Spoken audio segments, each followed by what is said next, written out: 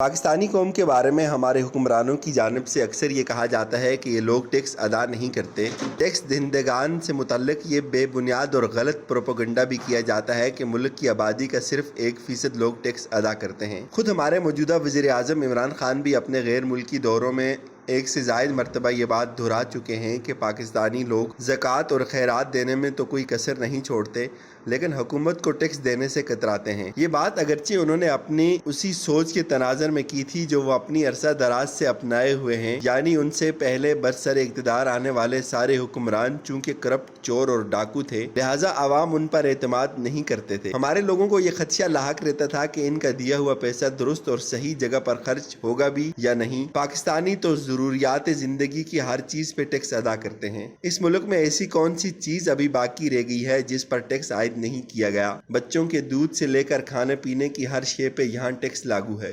Gas, بجلی اور ٹیلی phone کے ہر بل پر نہ جانے کتنے قسم کے ٹیکسز وصول کیے جاتے ہیں۔ اس کے علاوہ کوکنگ آئل، گھی، دوائیاں، ٹوتھ پیسٹ، کتابیں، اسٹیشنری سمیت ہر چیز پہ ہماری یہ قوم ٹیکس دیتی ہے۔ موبائل فونز اور ان کے بیلنس کارڈز پہ بے شمار چیزیں ایسی گنوائی جا سکتی ہیں جن پہ حکومت ٹیکس بھی لیتی ہے اور ان کی کوئی رسید بھی نہیں دیتی۔ حسب وعدہ آج ہم اپنے قائرین کو ان ڈائریکٹ ٹیکسز کے بارے میں بتاتے ہیں۔ ان ڈائریکٹ ٹیکسز یا بالواسطہ ٹیکس وہ ٹیکسز ہوتے ہیں جو تقریباً ہر پاکستانی ادا کرتا ہے، اور حکومت مختلف ضروریات زندگی کی اشیاء پر ان ٹیکسز کا اطلاق کر کے عوام کی جیب پر بوجھ ڈالتی رہتی ہے۔ ان ٹیکسوں میں عام فہم general sale tax, federal excise duty, sale tax, on service custom duty اور متعدد لیویز ٹیکس شامل ہیں۔ سالانہ 4 لاکھ روپے تک کمانے والے تنخواہ دار طبقے آمدنی پر لگنے والے ٹیکس سے مستثنیٰ ہیں۔ FBR کے ترجمان ڈاکٹر حامد عتیق کے مطابق ملک میں لاگو سیل ٹیکس کی زیادہ سے زیادہ شرح 17% ہے، جبکہ فیڈرل ایکسائز ڈیوٹی کی عمومی شرح 10% ہے۔ ان کا کہنا ہے کہ فیڈرل ایکسائز ڈیوٹی تمام اشیاء پر نہیں بلکہ مخصوص اشیاء پر لاگو ہوتی ہے،